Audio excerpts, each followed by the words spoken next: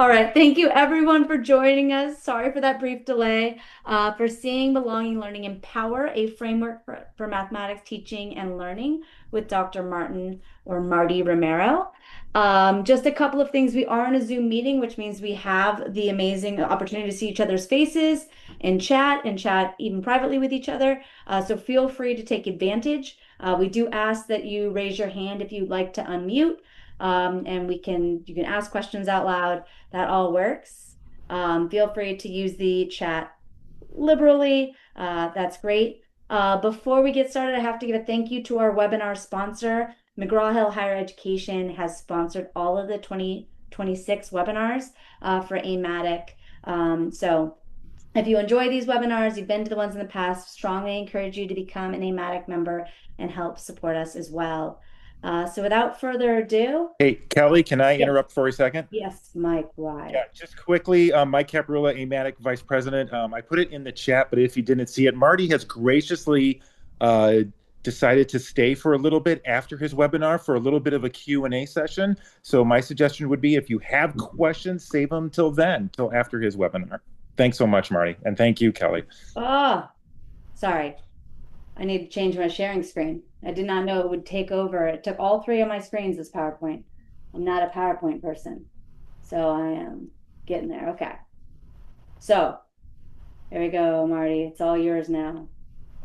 Yeah, can you, we see, or what am I seeing? Can you switch to yeah, there you go, presentation. So I'll just say next. Again, welcome everyone. We're going to bypass this slide because it was kind of what we did already, which was some introductions and you guys dropping your names and colleges into the chat just to kind of get us started. And so I'm Dr. Marty Romero.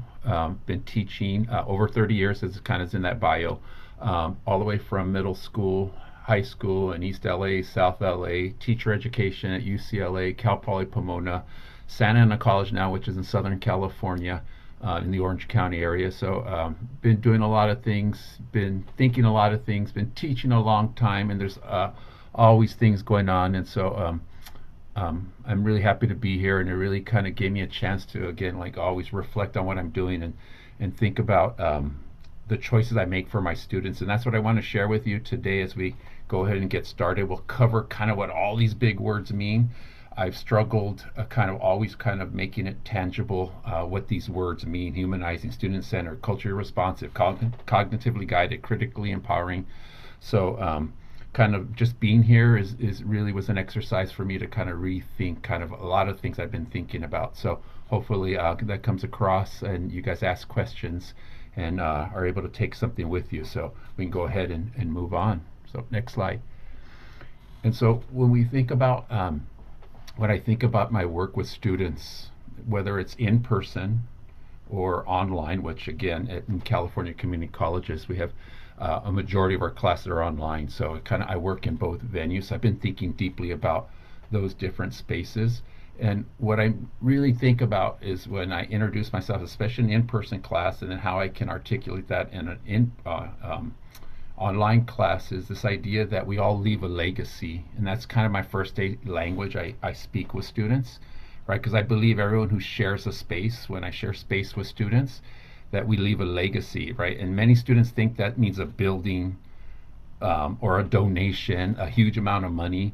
But I try to reinforce or let them know that when we're together, we affect each other, right? That we don't choose whether to leave a legacy, we just do, right? It's what happens, and that happens through receiving. And I let them know because, again, have a wide variety of students and students with different experiences, and they can do that through receiving, right? Taking something in carefully, asking questions, carrying it back. And for you, it'll be carrying back to your students. For my students, it will be thanking others, right? Or giving, right? Helping someone out in class, or what you will do with your students.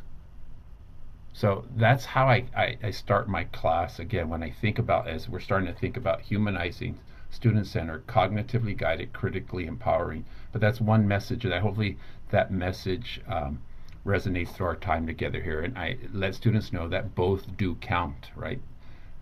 They're both active, being active participants. Next slide. So our time together, I want to kind of consolidate this big idea, right? My what I call my HSCE framework, whatever that is, and that comes again back from my training, PhD training, where everything has to have a theoretical framework or conceptual framework, and everything's drawn to that. But I needed something to guide my teaching. I needed something that I can always say, why do I do the things I do in my class, right? And it has to be linked to something. And so right now today, I center on humanizing. What I do in my class, is it humanizing? Is it student-centered? Is it cognitively guided? Or is it critically empowering? So every choice I make has to link back or thread back to that. So for today, I try to simplify that idea into just this idea of windows, mirrors, and doors. So again, that's kind of like back to cognitively guided instruction, which is there's a story connected. I can easily remember what I do when I want to teach. I want windows, mirrors, and doors. And hopefully that's what you'll get to see in our time together, where the window, right, you'll be able to see. I can present something to you, you'll be able to see through that and see. And I want students from that perspective to see, right, how does my course, right, when they're looking out the windows, when they're sitting in class looking at the window, how does my course impact their world in some way, right? They can see that.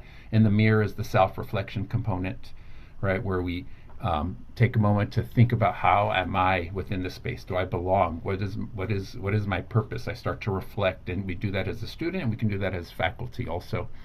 And then the doors, of course, is the activation, agency, critical empowerment, that they're going to do something after that. When they interact in my class, the things that we do, give them a way to do. They want to now do something. And of course, those are not my ideas. This is kind of culled together from reading, conferences, talking to others, right? And then kind of, I do have, and so you'll see in some of the slides, I do have references to academics or people who engage and speak this way, or have kind of set the foundation for this work. So again, all of my ideas come from years of just kind of putting these things together and having some specific thing in mind, which we'll talk about. Next slide. And specifically, the mirror I hold up for myself, the questions I ask myself about my teaching every semester, every course, whether it's statistics, calculus, math for elementary school teachers, are the three kind of core courses I land on in my work. And it's specifically probably because I think those are the most actionable in terms of helping students develop agency. But these are the questions I ask myself, as you could see, right? I for sure ask, what is my why? What do I stand for? And I have to reflect on that. What do I stand for? I think about my assessments. Do my assessments promote growth, not just sorting? I think about, am I connecting with students? Are they engaged, directed, nurtured, valued in the space that we create? Again, in person or online? Ultimately, it leads to that question, how do I help students see themselves in the world? And see that mathematics needs them, their perspectives and their stories. Because many of my students, again, all my teaching has kind of been, like whether it's East LA or South LA, Santa Ana College, has been with, first generation students like myself, underserved students from probably low income districts. And so I've always had that in mind, that how do I help students see themselves, right, in their world? And then how do I, because they don't connect math as being part of their world. And again, it's part of my own journey. I think that's kind of also nestled in all of this work. Next slide. I'm also very conscious about what the window idea, what students ask about us. What do they see when they walk into a classroom? Not just what they see, but what do they think about us? And I call that teacher credibility, right? What do I bring to the class? And I do have a coaching background. I coached many times, coached high school, varsity sports, coached, your daughter's travel ball teams and rec ball teams. So I have a coach mindset. And I've always wondered, and being an athlete myself and playing sports, competitive sports, I've always wanted to know that the coach could help me be better. And so I just carry that into the classroom, that students ask these questions. Who are you? Do you care about me? Are you competent? Do you like what you do? Can you help me get better, right? What do you expect from me? And do you believe I can succeed? Right? These are some fundamental questions, I think. And so with that in mind, when I look out and when students look back at me, I hope I can answer those questions for them. That's one thing that I want to do. And when I talk to students, and again, just to be in the space with you, I use the term Professor Romero with my students, and I think deeply about what does it mean to be a professor, and what does it mean to profess, and and even in this space here, I don't call myself an expert. I'm just going to share with you what I think works well and what sustains me in my work. But again, through feedback, through iterations with students, I get good feedback around the work that I do from this perspective, and how students kind of feel differently about their outcomes or their future goals within this space. But again, I profess because not because I think I'm an expert. I profess because I think and believe deeply in this work, right? And I tell my students the same thing. This is what you're going to expect from me. So when I profess, it's not just talking down to you, talking to you, not giving you, right? I'm just sharing something I'm very passionate about and deeply connected to it, and totally open for revision and direction change. And again, this is when Callie asked me if I would present some of this work. I was hesitant at first, but again, it was really about my opportunity to learn from you, right? This legacy component that when I share with you, you'll see me in the future, or you'll ask me a question now or share something now, and I'll grow from there. But teacher credibility, I think, is an important component that I use to take with me when I think about what my students ask about me or us. Next slide. And so again, that window, remember back to window, I try to simplify this work into windows, mirrors, and doors so that I have that visual. I can always, like, I don't remember humanizing student, I don't remember, but if you can remember windows, mirrors, and doors, that's what I take with me. So hopefully, again, this first part I can show you. I'm going to show you some of the work. What does it mean? Right? What does it mean to start to look like in my classroom? That's what I want to share. So there's our window right now. But more importantly, when I think about that window, right, is I think about who we're serving, who are our students, right? It starts by wondering about who walks into my room, what's at stake when they walk into my room, right? Who are they? What do I notice? Next slide. So if we could just take a moment and really think about the journeys of our students, right? And when I speak now, of course, like I'm talking about any math class, any class technically, right? Whether it's, again, the STEM pathway or the stats pathway or liberal arts pathway or teacher pathway. But I want us to think about who are our students, right? And you can, of course, fill in your component here yourself, right? As you start to think about your context, who are your students? You're back at 22. I think about my wife. I think about my godson. I think about my children. I think about me. I think about my brother. Again, I think about the people and then I think of all the students that I've interacted with, right? Over the last 12 years at Santa Ana College. But one of these probably resonates with you, and one of them might be you, right? But I get motivated by the single mother or father who's coming back to school. I know they have a lot to overcome, right? But they tell me they want to do this for their kids, right? And that motivates me. That's what's in my mind, right? Or those who are dropping back in after multiple attempts. How many times have you heard a student say, "This is my third attempt," right? "This is my third attempt at this class." Or I dropped out in my 20s and I'm back in my 30s. Or the 34-year-old sitting in the parking lot deciding, do I go? Am I ready for this? Those are our students. And we have an increased dual enrollment. You have the young ones, those young 15-year-olds wondering things. So, and what I found out is most of them are not the traditional students, right? They're not the traditional college student, right? The one who can go to school full time, doesn't have to work, has a nice place to study, can get help from home when needed. Those types of kind of students. So, just want you to think about that, right? Take a few seconds just to imagine the student. That's why you're here today, right? Again, back to what's our why and why we even showed up today. Again, why I showed up today. So take a few seconds, think about that student.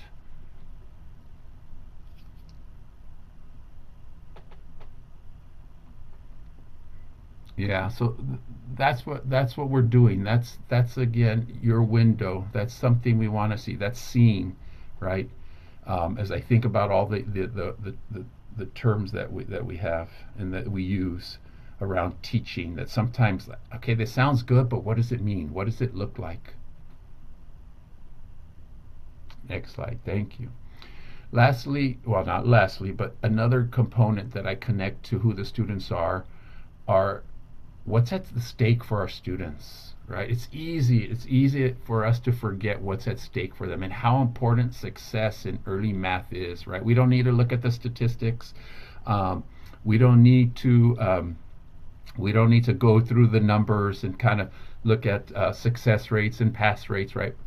But we do know how important, right? Whether math can be a gateway or a gatekeeper, and that how can we help that be a gateway? So success, early success in mathematics, especially for that STEM-based course, right, is essential for them returning. I know I've been able to do some research and grants and things like that, and what we found in an early grant was when students don't find success, they don't come back. When they don't pass math, they don't come back. And I think our number was like 91% of them didn't come back to re-enroll for those who were not successful, right?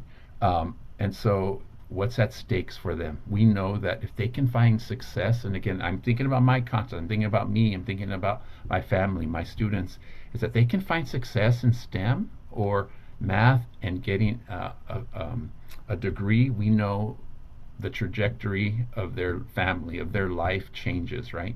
We know that the outcomes are going to be different just a little bit. And so that's in mind. And sometimes that's overwhelming for me, and it does. Those of us who kind of link ourselves, again, I don't know where you are on the spectrum of, I all the time question, am I a culturally responsive educator? Right after I do look at results and do look at some of the things, I say, what could I be doing? What's happening? And I do question myself. So I don't know how you identify yourself on the spectrum of culturally responsive, culturally relevant, humanizing, equity based, right? In the end, though, I do know again that the outcome, again, keeping that in mind, that stakes, keeps me going, but it also does put a little bit of a burden on me, right? And always asking questions, but I take that on as a privilege, not as a burden. It's a privilege for me to try to figure this out because I know what's at stake for them. Next slide.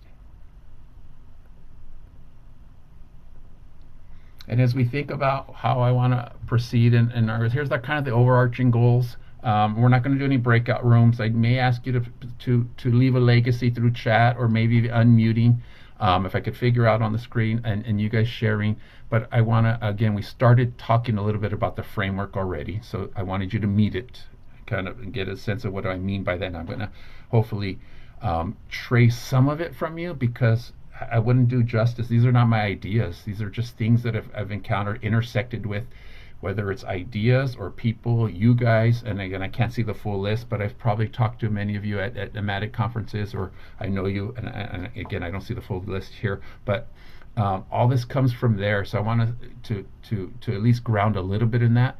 But again, then show you some specific examples. Not that as a recipe for you, but just of how I view it and how I view my work connected to these ideas.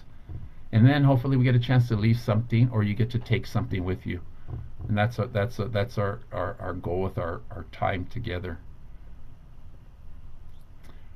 Humanizing, student-centered, cognitively guided, critically empowering, right?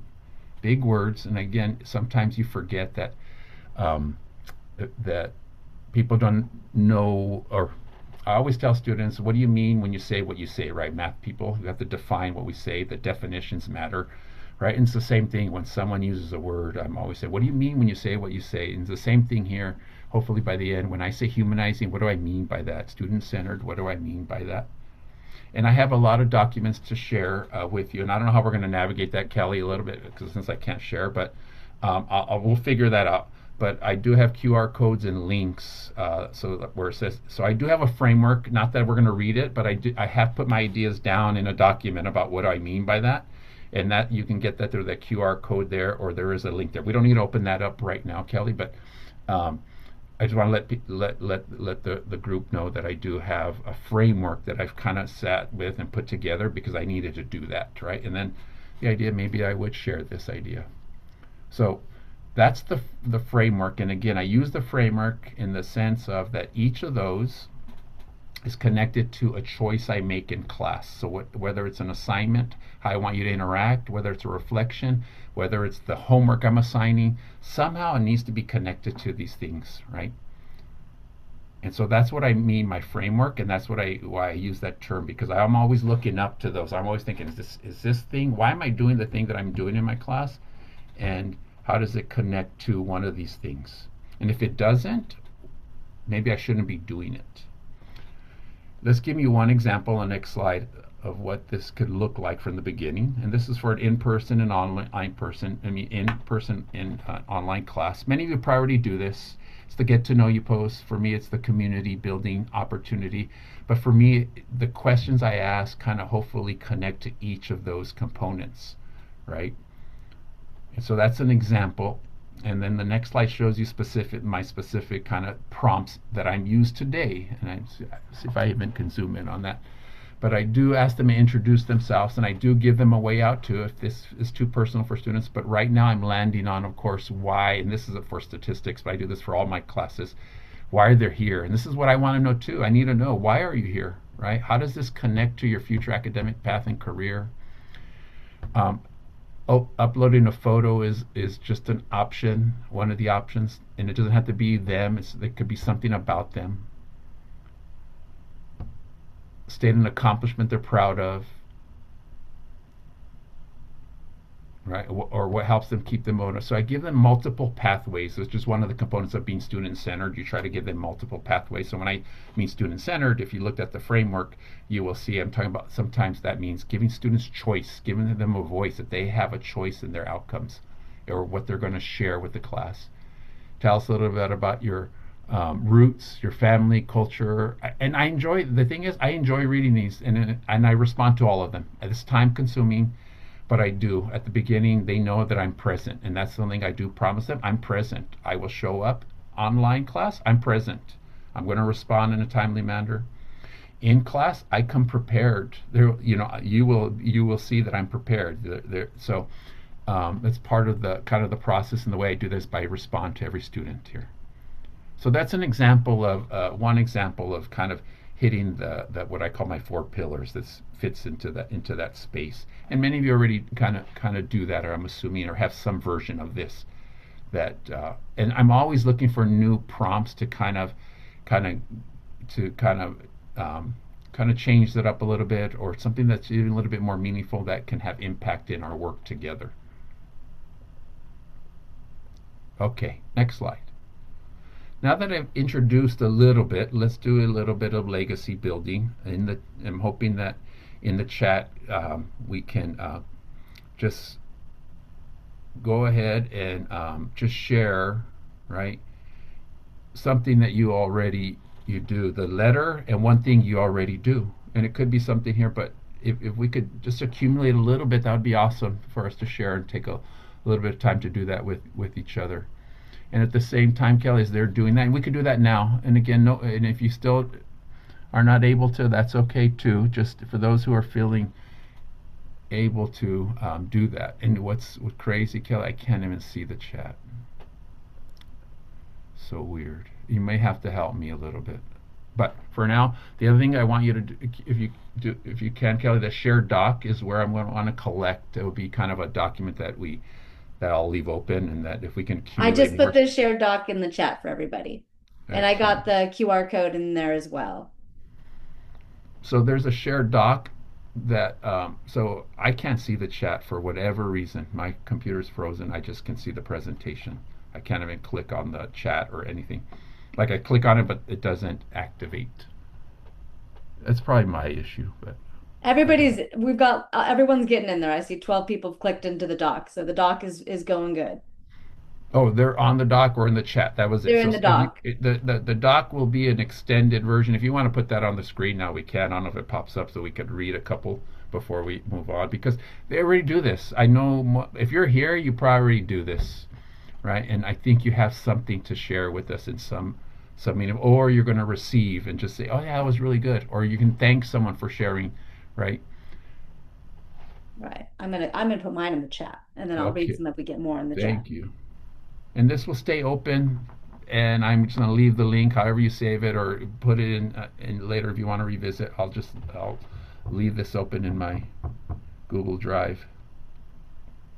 And so again, this is an example I would be telling students, you're leaving legacy, right? Whether it's getting at the boards, on the whiteboards, working together in small groups, asking questions with each other, answering someone's question. Is there any, if there's stuff, I can Well, pull there's up the stuff doc. happening in the chat, the document. Okay, perfect. Popping It off. could go either way. The document's a little bit more extended, gives you more space. The chat was for a quick response. I left a few little things. Oh, you guys are awesome. This is so I'm looking at the doc too now. I have it. I just can't project it.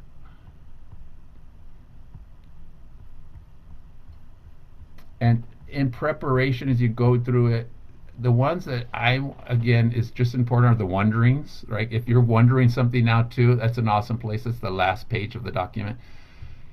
What's a wondering? Because I do have a wondering too about how does HSCE fit with AI? That's the next dash AI. What does AI incorporate? So, and in a little bit, probably less than 60 seconds, I would love to hear some voices, at least two voices, someone sharing something, thanking somebody, or sharing something that stands out to them, or something that kind of fits in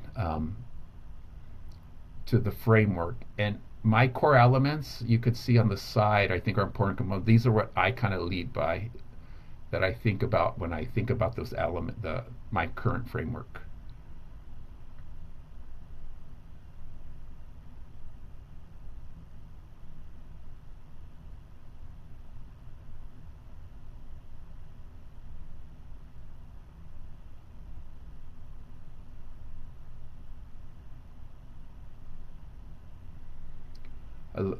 Again, maybe because the first page is biased, right? That's the humanizing is getting filled up more, but that's awesome. Again, sometimes that's where a lot of factors like, what does that mean?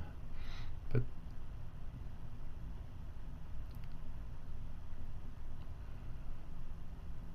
I see in the cognitively guided tilt. That's another one and we'll talk more about. I've been kind of living in that area too, the I tilt called it component. out. You can't see the chat, Marty, but when you put up that first assignment, the humanizing, your example, I was like, it's a transparent assignment template. Look at it. He has purpose. Yeah, yeah. I was gonna share.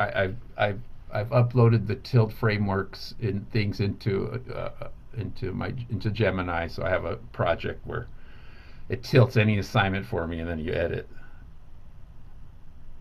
It does a little too much. I have to edit. Obviously, Gemini's too verbose, has a lot of wording that I have to, but it gets it in the format for me. You know what's interesting about the tilt is you get it's for me it was, again, it seems so obvious now that you look at it, but it's like, why didn't I do this before? And maybe it was time, I think, maybe, but that tilt has changed up for me too. Okay, this document's going to stay live and open. I'll give you another 30 seconds. I'll try to figure that out in my head. I'll mentally count 30 seconds. And then if we can hear anyone want to share, again, thank someone for sharing something, add on to what they said, ask their wondering question. That'd be awesome to hear. And I cannot see the chat, or it's okay. You may have, if someone raises their hand or No, however. no, nothing's happening in the chat. It's all in the document. So if Okay. anyone would like to unmute and share Yeah, something, now let's is do your it that way. time. Yeah. Let's do that before we kind of run out of time here. I gotta hustle.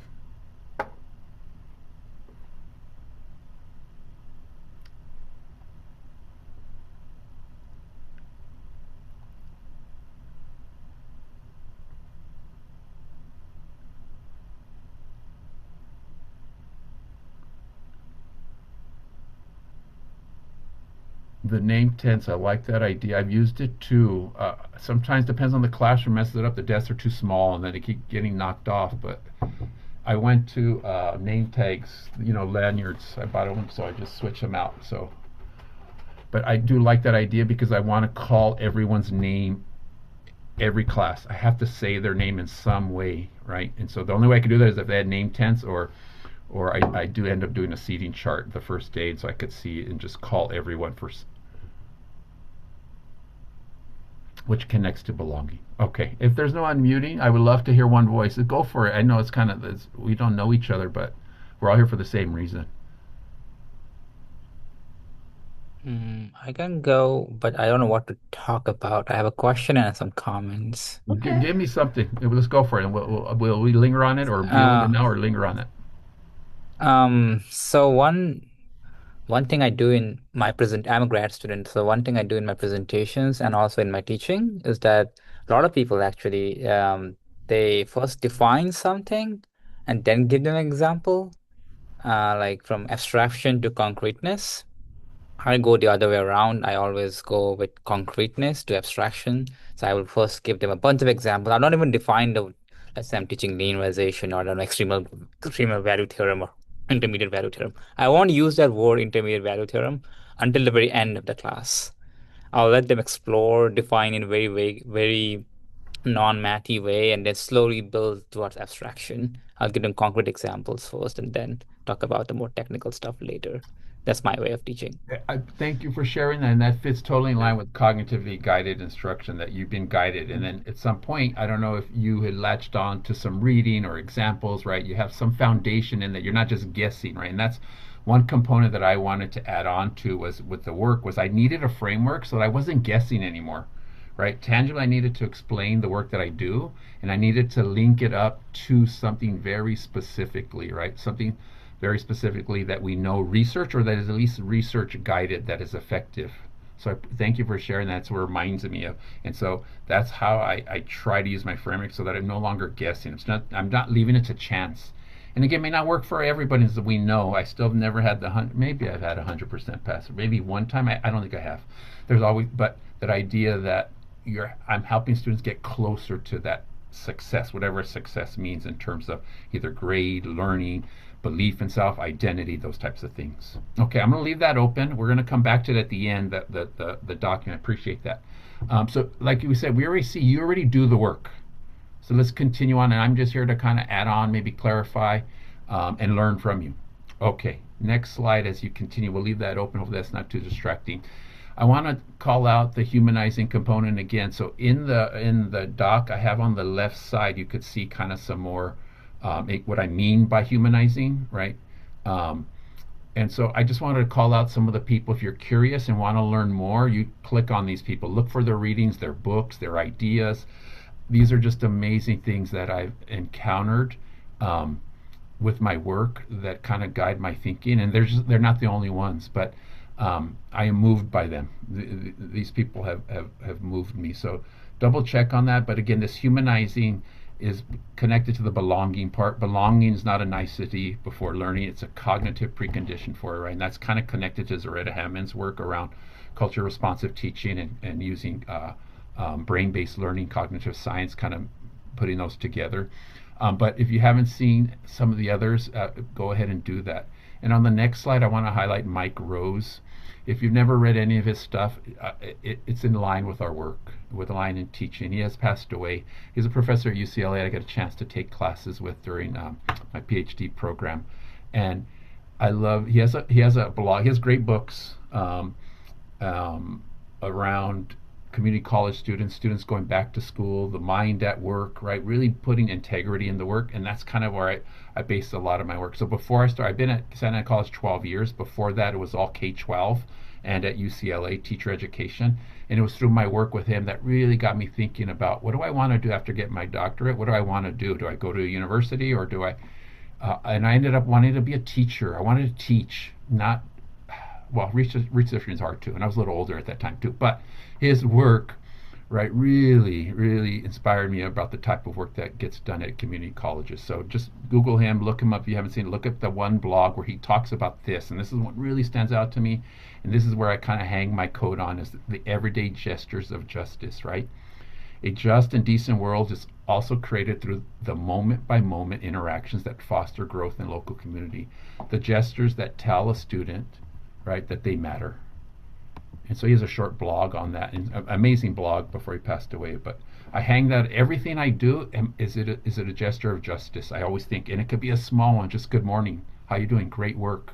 The email I send a student, right? And so one thing, like a thing I do to humanize my work in online classes and in person, I'll send individual emails. Just, you know what, someone did a good job and I didn't get a chance to tell them. I get that in my class. Let me send that email real quick. And for some reason, they see emails. They will see those. They may not respond, but they'll say, "Oh, thank you later." Right? And again, I don't always get that feedback, but I get enough to know that maybe that gesture did matter because it was in my mind. That they showed me something, and I didn't get a chance to tell them.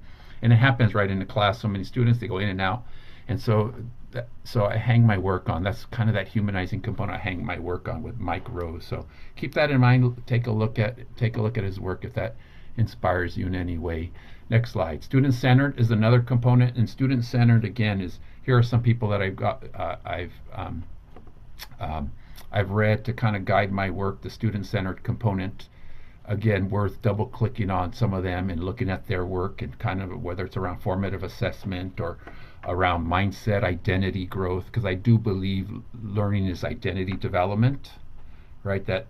That's a component of learning that they start to believe they can do, right? And that's that mindset component, whether it's Carol Dweck's work in mindset or Joe Bola's work in math mindset. This math identity, I'm responsible for to somehow create an environment that enhances that productive disposition, right? That they believe that they can and that I can help them get there, or their peers can, or the structures, or the way that you set your class up is going to enable them to be successful. And then, of course, grading, assessments, grading for equity, and there are other kind of alternative grading. I'm still lingering all over the place. I don't have an answer. I'm all over the place in all my classes. I'm trying to figure out just what's the most fair way to help, and I don't not measure, but fair way to give students feedback. And then, of course, we're stuck in a system where we have to give grades. So I'm still stuck in a system that has to give grades. So I'm working on that. So student-centered, again, you can see also in the document I have some more kind of space in that, but I just wanted to, again, highlight why student-centered is such an important component, and it goes back to your classroom interactions, the things you do, how you do it, how do you get students at the board, working, talking, asking questions, right, those types of things. Next slide. Next slide. Oh, so I'm going to, back one real quick, just sorry, it was the Berkeley 1980s. I won't do justice. One more. Irvi Treisman, look up his 2013 equity talk for NCTM. It should move you. Irvi Treisman. So we can't go to. I got lucky. He was my advisor, one of my advisors for my doctoral program. He's from the University of Texas. He's in retirement mode now. But amazing work. If you haven't, double click on 2013 NCTM equity talk he gave at NCTM. So double check, but I just want to honor him because, again, it is a student-centered perspective, and I use his ideas in work. He's involved in the Dana Center, so help one of the founders of the Dana Center at the University of Texas, Austin. Let's move on. I just need to throw that out there because you got to do justice to them. The cognitively guided seems to land well with math. Again, we're probably a unique group here. If you showed up to this talk today, you're probably a unique group, and so when you talk to the general math faculty, cognitively guided lands with them. Before sometimes belonging and humanizing, right? It takes some time for us to entry into those conversations. And I've been landing on cognitively guided too, that the choices I make, how do I design my classroom so that it's aligned with how students learn, right? And so Daniel Willingham, again, all these kind of what I posted here kind of can give you some guidance. But I really love this idea of memory is the residue of thought, right? Designed for how minds actually work. And this idea around students, it goes back to attention, memory.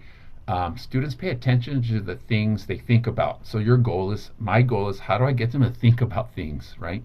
And when they leave your class, what are you thinking about? And that's going to come in some of my examples of metacognition, self-regulated learning. How do you do that through reflection prompts? How do you do that through your tasks, retrieval practice, all these things. Next slide. So I'm going to share with you, and if you have here, I have a thinking the willingness. So I used his stuff. I'm also been using AI recently to try to figure out how to enhance this specific category. So I created a Google Notebook on his research, and then I created a web page just around a Faculty Hub web page that we could use, that I use in class to help me. So You have a link to that somewhere at the end. You have a link to everything in here that I'm sharing or talking about. But this is a website that allows you to interact. I don't know if I was meant to just show you a few interactions, but I don't know if it's possible to open that website up, the Learning Hub up. And just give you one example what I mean. So a lot of times I build my class, I front end my class with reflections and then back end it with reflections, whether it's exit tickets, reflection prompts, it could be metacognitive, it could be more about identity, right? Those types of things. So this is free to use. I use it.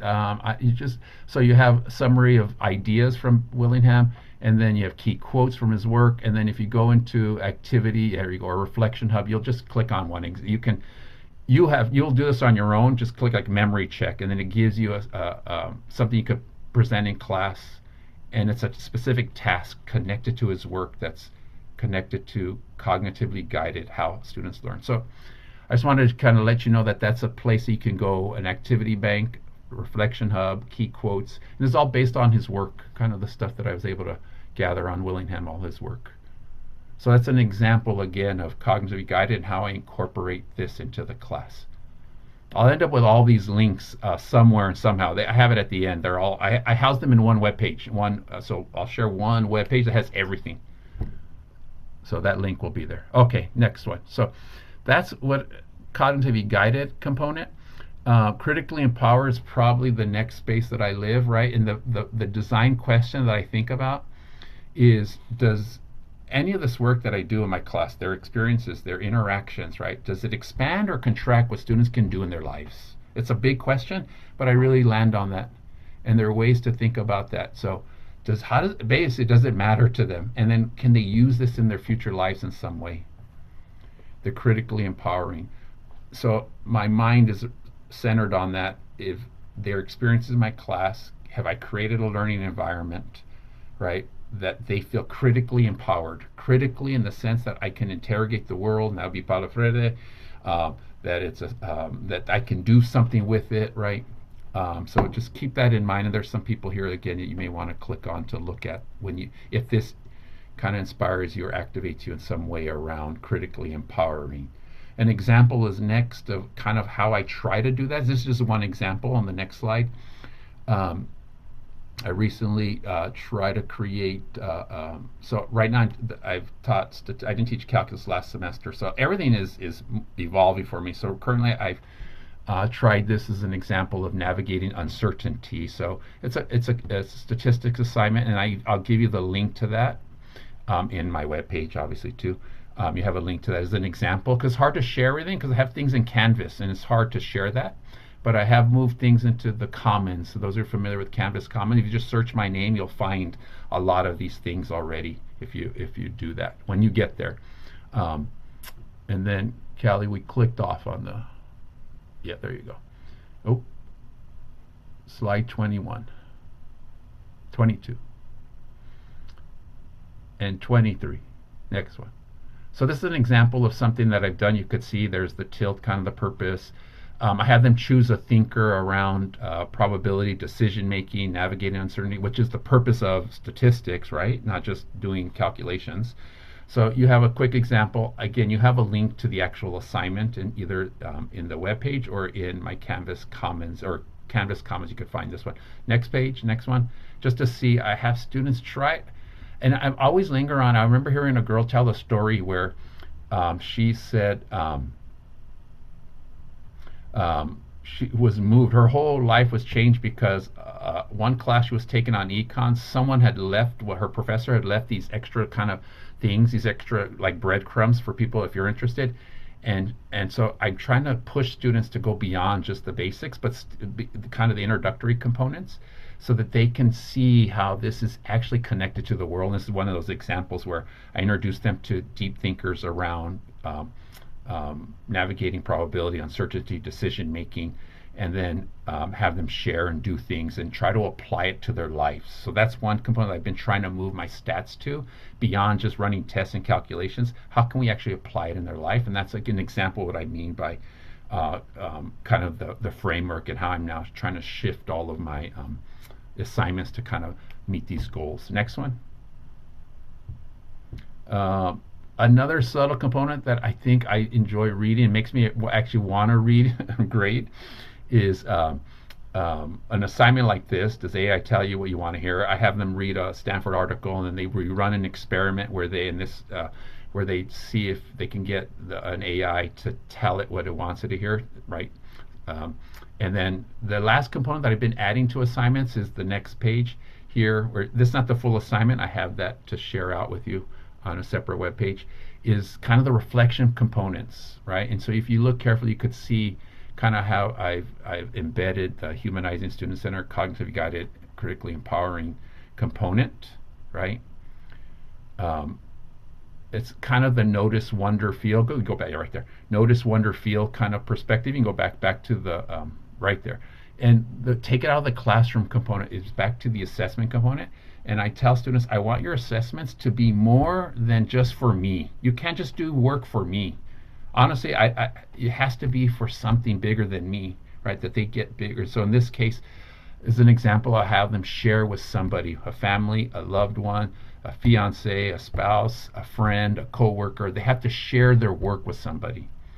And I've been adding that component as much as possible because it reminds me of the only way I got my master's degree and my doctorate is I had to share my work with my wife. Otherwise, I would have been completely isolated. And I'm not sure I'd be married. And so I included my wife in my work, and she was open for it, right? Explaining ideas, my arguments, explaining the math. If I didn't include her in my life, I'm not sure I'd be married because of how isolated I was to get my master's degree and my doctorate. And so it's always stuck in my mind that the family, especially first generation students like myself or those who don't have parents to go to college, I think they want to ask, like, how are you doing? What's happening? They want to know, but are afraid to let their kids know or their loved ones know that they don't know, right? And so this is a way for them to share their work. So to me, it's a subtle one, but it's been the most powerful one that I've been taking away, that when I hear their reflections on how they share with others, their loved ones. So that's been a component. No matter what class, I've been trying to embed that more, whether it's calculus, math for elementary school teachers, or stats. But that's an example of that. Next slide. Let's see where we are. I'm looking at my time. Not a lot of time. I just gave you an image of what I include in my syllabus for stats. So it's just I had Gemini notebook after kind of create an infographic of my syllabus. And then I kept saying, no, that's not what I want. And I kept tweaking. It allowed me to tweak what I wanted to say to my students. And I use my syllabus as kind of, even though it's like 25 pages now, I use it as a space to let them know who I am, right? It's my presence for them. This is who I am. I want you to know who I am and what I promise to be able to what my goals are for the class. So that's just an infographic of, but again, it goes back to that. This is more than a math class. It's to critically empower them in some way. And the same thing for calculus, and the same thing for my future teachers as in those classes. Next slide. Let's see, Kelly. Let's see. What do we got? A few minutes, right? I'm just we're going to, I just got to throw the name out there because it's too good not to. If you haven't read Francis Su's work, I always imagine my class like this. If you haven't read his book or at least hear his speech on YouTube, Mathematics for Humans Flourishing, Francis Su, math professor. But I figure this, I try to do this too. Play, beauty, truth, justice, love in my class. How do we do that? So that's an open question. I don't know how to do it, but it's with me. His work has stayed with me. He's left a legacy with. So check on Francis Su if you haven't had a chance. Next slide. If you haven't looked at some of Snyder or Duncan Andrade's work on hope, they come from different places, but hope is one that I've been really interrogating lately. Around hope is around having goals, helping students have pathways, and then agency, that they control their outcomes. How can I help them do that in my class? Hope is not hokey hope or phony hope, which Duncan Andrade talks about. It's critical hope, real hope. And I love the idea that hope is a social gift, right? That when someone's hopeful in the class, everyone else is hopeful. Or when you meet someone who believes in themselves, somehow it kind of spreads to. And I have an app for this. It's one of my favorite apps. I guess I'll pull it up later. It's in my I have a Hope app, a Hope Toolkit app, and I don't think I put the link on this one here, where you can use, and it's Hope reflection. So I'll pull this out at the beginning of class, at the end of class, and we'll do a Hope reflection to remind students around that idea. We'll find it. But that hope, I've been lingering on. What does it mean, right? It's not a feeling, it's a structure, it's a skill. That's the key thing that I took away. It's a skill students develop, and it's based off goals, pathways, and agency, belief. Okay, next one. I was curious, right, and we may have to skip this sharing legacy part. What I was curious, where are you, and it could happen in the chat, but just want you to reflect on it. Where do you need to grow? Like, what component of you needs to grow? Where are you not the strongest, not the best, right? Where are you not the strongest? Where are you the thinnest on, right? Is it humanizing, student-centered, cognitively guided, critically empowering, right? Where is that, right? And I appreciate you sharing that, because you're being vulnerable and putting that out there. Right now I can see the chat. Now it's popping up, or at least they're popping up. And I'm seeing a lot of ease, and that's interesting. And no time to get why. Maybe in the Q&A, those who want to stick around, I'm open to stick around, because I want to receive from you. So I want to take. So E has been coming up, and I'm curious, but we'll double click on that after. But why is E the one where people are looking for things? Okay, next one. Obviously, the next thing would be, I wanted to hopefully to share out, what are you going to do now? That's the door part. Windows, mirrors, and doors, right? Windows, what do you see? Mirrors, what do you see out? What do you see about yourself? Do students see themselves in the classroom? Do they belong? Do they matter? All those things, right? The door is now, did we create an environment to help them want to do? In our time together, are you ready to do something, right? Have we provided some structure here where you now say, I'm going to try this, right? That's the do part. Or even if it's just asking a question, wondering, I want to interrogate this more, right? I want to be a little bit critical. What do you mean? That doesn't make sense, right? I'm open for all that, because like I said, I'm a professor. I'm only professing because I think deeply about this, and care about it doesn't mean I know anything about it, right? Oh, Hope, thank you. You need to look at that app then for the Hope app. I can show you. That's one of my favorite ones right now. So think about that. What do you want to do, right? What do you want to do now that we shared some time together in this space? Next slide. What you have, obviously, is the shared legacy doc. Prior to my shared legacy doc that we created here, I created an online teaching, learning, collaborative Padlet that I've been storing a whole bunch of resources, articles, links, podcasts. I give that to you. I don't give that to you. I share that with you. And if you ever want, you can always add in there if you feel and move to add on there. This is a little bit different. It was a focus on online teaching, but this is the space, and Kelly has shared it in there, and you will see a comprehensive Padlet with a whole bunch of categories. And I started this before I started trying to frame the HSCE I needed a more condensed framework that kind of talked about all teaching, but my Padlet on the left is something that you could leave also if you take a look at that. So hopefully everyone has access to that, and you have access to share that with others. Next slide. There's amazing stuff that I wish I could share. At least I've been moved by all of these things. What I'm trying to do right now is build social navigational capital, and I want to figure out a way to grade that in my open grading, my alternative grading. And so that's what I built at the end. It's also in, but we don't have time. I was hoping to get some feedback of how we would actually do that. A big question that you should think about to help your work, I got from James Lang, is what do you want your students to remember about your class in 20 years? I love that question, because you end up thinking big picture. I was going to try to get Mr. Vaughn, my 6th grade teacher, to join us. He couldn't make it today. I still have lunch with him, but he's always in mind, my 6th grade teacher, who I've maintained a relationship with around this idea. Now it's been more than 20 years, but I have him in mind, and I think it helps me. Next slide. That question helps you in many ways. And then I think we can't do justice. Again, that's from James Lang and Small Teaching, and look at his books. And then the next slide. I'm going to end, Kelly, I think. I think I'm there. This work is not extra labor. This is why I'm here. And then I think I have my links. Oh, that's my message to myself. And we could finish since it's 1 o'clock past one. There we go. You have links there. And then the last page actually has everything, I think. I don't know what to do there. There we go. I do have the hub there. The HSC hub it's a web page that has all of these links. I put everything in one web page with the sample assignments and things like that. I'm going to end there, Kelly. I know I rushed this last 10 minutes, and I apologize, everyone, that I had to do that.